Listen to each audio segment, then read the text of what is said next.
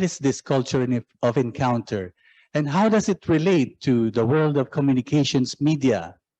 To enlighten us is our next speaker. Her name is Susanne Janssen. Born in Germany, she studied Science of Communication and Science of Music in Münster, Germany. She worked for more than 12 years at a daily newspaper in Germany, 2 years as a correspondent for German and Swiss newspapers in Los Angeles in the US. And she is now editor-in-chief of Living City magazine since 2013. She is a consecrated member of the Focolare and lives in Mariapolis Luminosa, the Focolare's little city in Hyde Park, New York. So let's welcome Susanne Janssen. Thank you. Thank you very much for inviting me to this New City Day.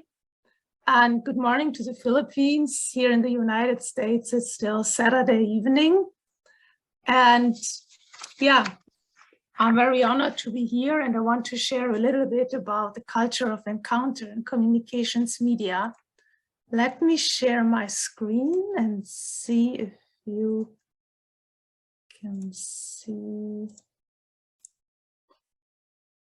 Just as an intro, that's all of us, what we are doing. So all of us, most of us, we use social media, but what does the culture of encounter have to do with communications media? A lot. But I think there are different opinions. Some wonder if the current form of media facilitate the culture of encounter, or if they actually create obstacles. Just consider the helpful comments on Facebook, or when teens are bashed for their looks on Instagram or TikTok. The influence is significant and too often along a negative vein. And do we even know who is behind these posts?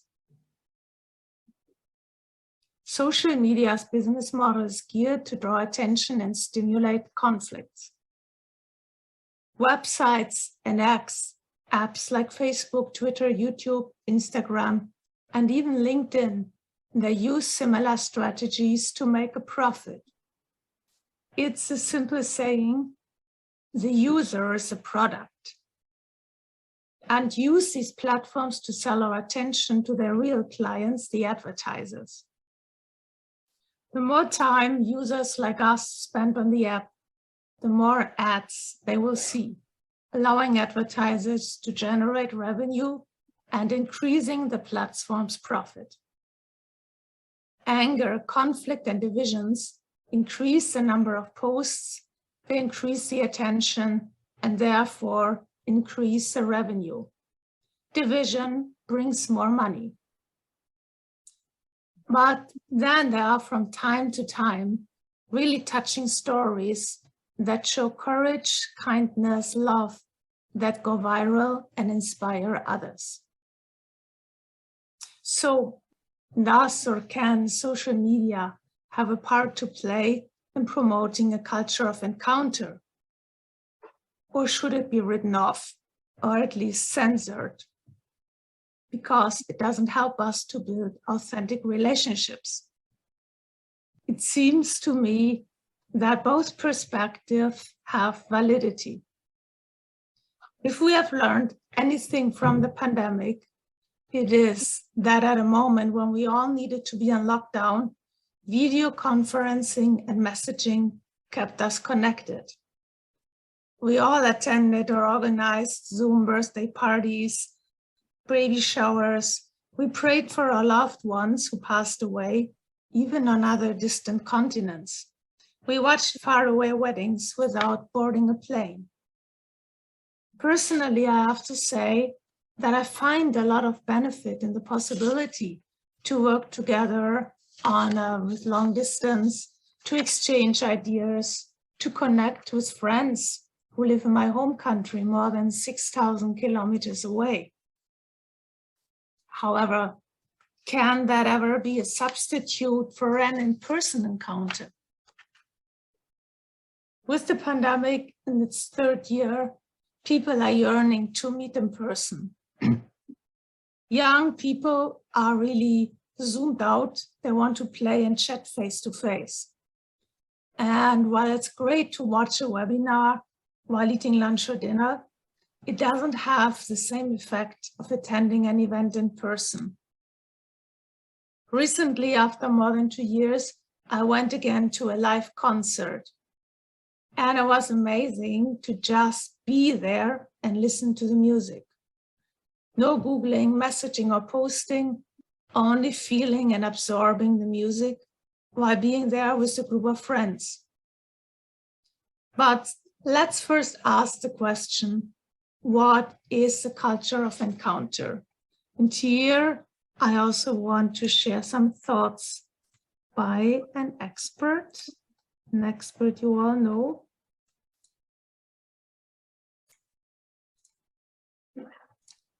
Pope Francis. He used this term, culture of encounter, in his encyclical Fratelli Tutti, all brothers and sisters. He said, creating a culture of encounter begins with realizing we are all in the same boat. To see all creatures as our sisters and brothers is to value the interconnectedness of our universe. In a world dominated by seemingly unstoppable technocratic imperatives, Pope Francis looks not to frantic human efforts, but rather trusts in the healing and reconciling mercy of God. In an interview, he explained, for me, this word, the culture of encounter, is very important. Encounter with others. Why? Because faith is an encounter with Jesus, and we must do what Jesus does, encounter others. He poses these encounters in the context of our divisions and care for creation and for each other, no matter how different we are, because we are all sinners who need God's forgiveness.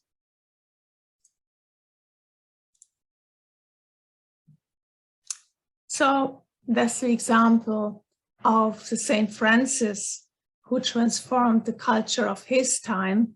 So Pope Francis hopes that respectful encounters with those who are different can bring healing and hope to our world. It is the spirit of encounter that we need to live. And this is a real conversion. But this spirit of encounter can be lived in face-to-face encounters as well as on communications media.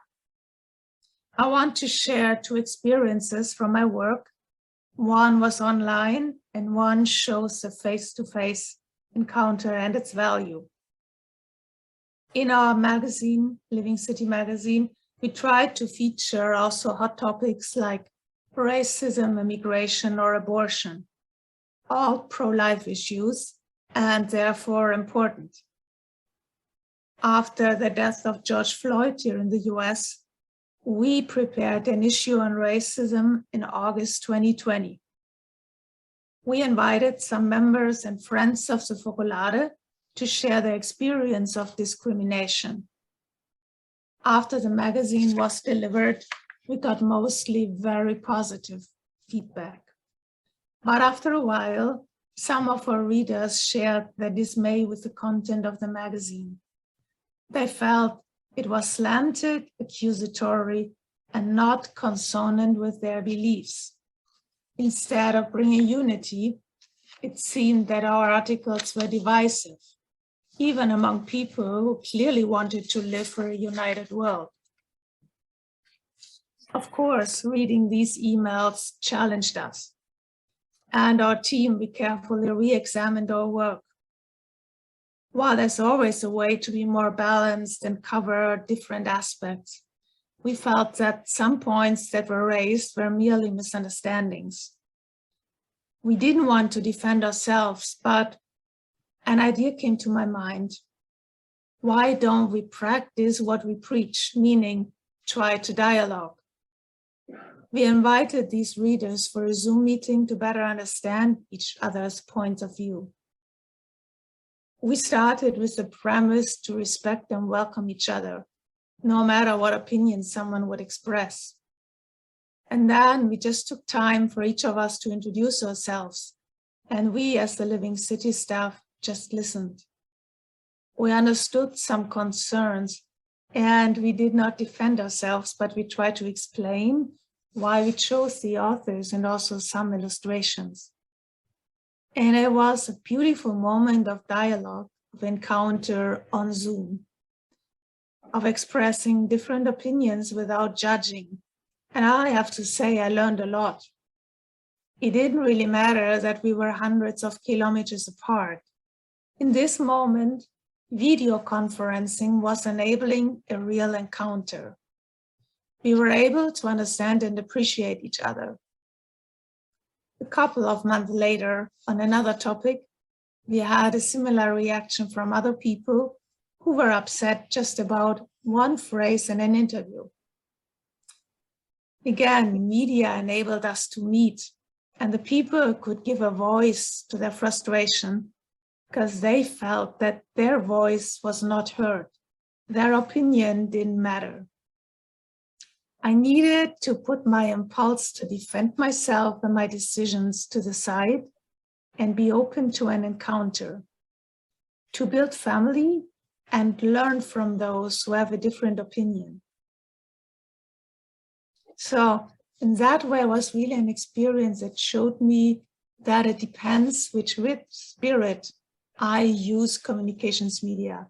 The experience wouldn't have gone that well if we had exchanged emails or worse, exchanged comments on Facebook, because that very often just widens the gap. So now something on a moment where I needed a face-to-face encounter. I received a beautiful reflection on aging from a married Focolarino. We published the article, and then we planned a webinar, which just happened 5 days ago. For that webinar, I asked him if I could interview him. I didn't want to push it because I wasn't sure if it would be a good idea, because it could be difficult for him because he was a professor, but he also realizes that he doesn't have the capacity of explaining anymore as he used to be able to hold lectures and everything. But I felt that there was really a treasure in him, and many people could be touched by his witness, like giving spiritual glasses of water that can be multiplied by media. With a video producer who offered his help, we went eventually and we interviewed him, and that was an unforgettable encounter.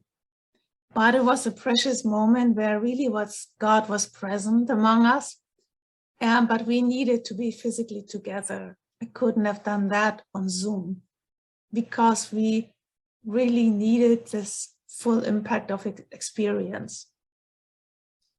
The same happened when I went to attend the Pope Francis Mass in Quebec City 2 days ago.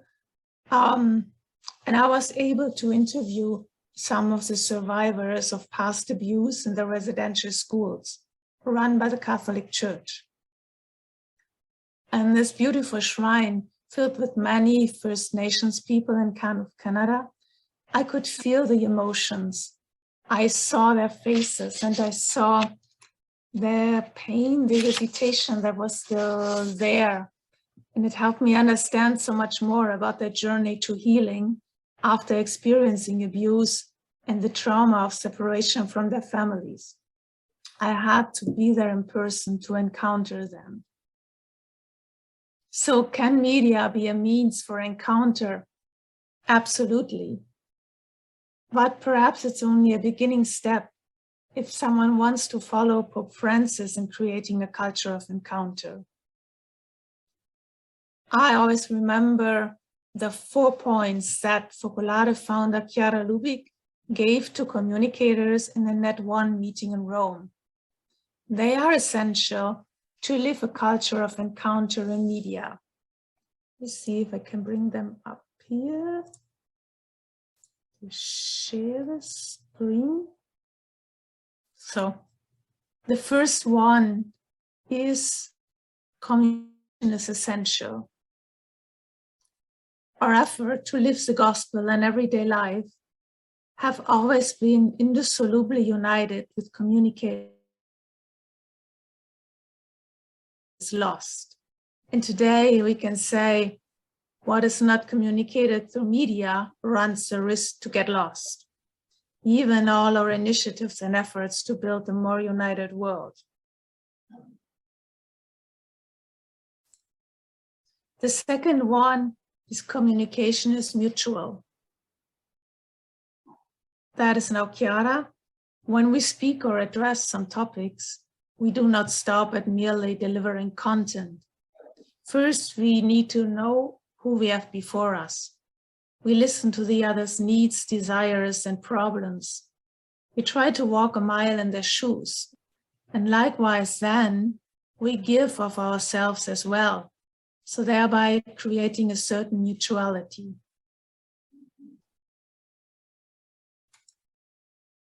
The third point is emphasize the positive. Chiara says, it has always been our way to put what is good into light, out of the conviction that it is infinitely more constructive to point out what is good, dwelling on the good and positive, than to stop at the negative. This is essential for a culture of encounter. Rather than highlighting the differences, we want to find common ground. And here I also have to say, from my over 20 years as a professional communicator, it is more difficult to deliver the positive in an interesting way. Because somehow we are drawn to scandals, we are drawn to something negative, even if now so many people are tired of all bad news, but still to make it interesting. So there we can be creative to deliver the positive in a way that people can relate to it. And I think we have great chances there.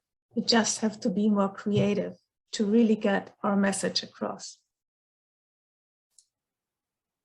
And the fourth point, the person matters and not the media, which are merely an instrument. Encountering others, first of all, requires to put the person at the center, not an idea or an ideology. It means putting God at the center, who sees his son in every human being.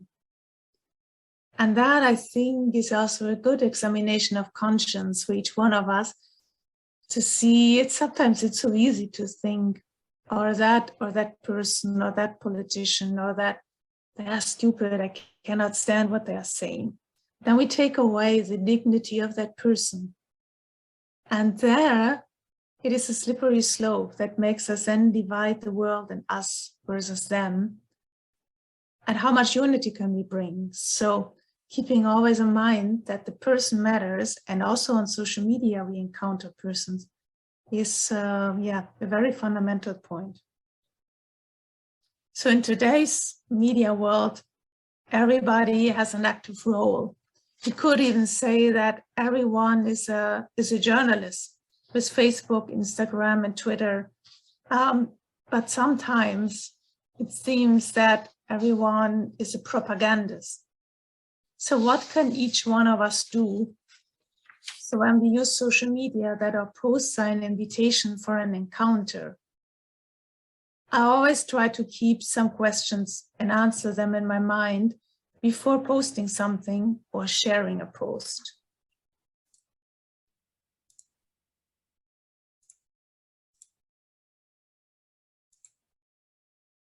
So there are 4 criteria for posting.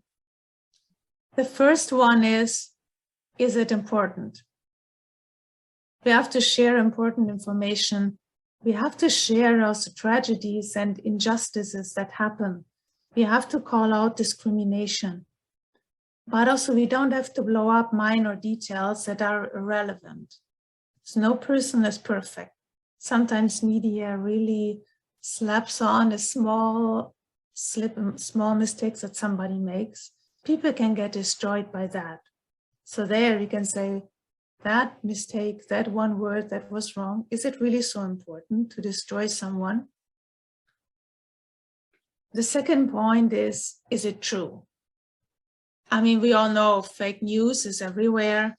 So I should check the source. Is it reliable, or does it come from a partisan website? Do I really know if it's just made up? The third one is brings it to a higher level. So does this post contribute to something good? That could be a positive perspective, or sometimes, though, it could also be an invitation to step back and look at a topic from a different angle, or even just help you to reflect or to smile. And the fourth one is, does it help to overcome divisions and build unity? Does it call for a deeper understanding and for encounter? Or does it play into biases? Does it make a punchline at the cost of the dignity of other people? And sometimes I also realize, with posting all over the world, I learned a lot. There was just a soccer championship. I am a soccer fan. So I posted something after the German soccer team won. And somebody else made me aware that maybe this post was not very sensitive if you think about the other country with much less economic possibilities.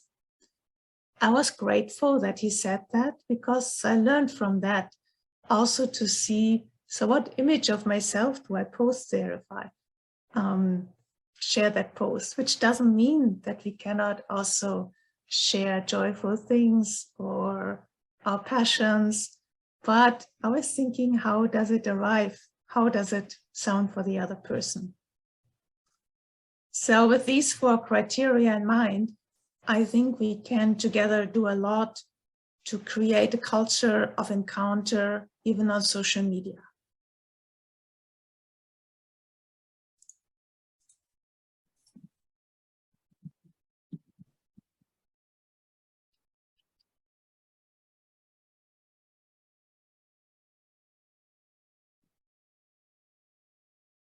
Thank you, Suzanne.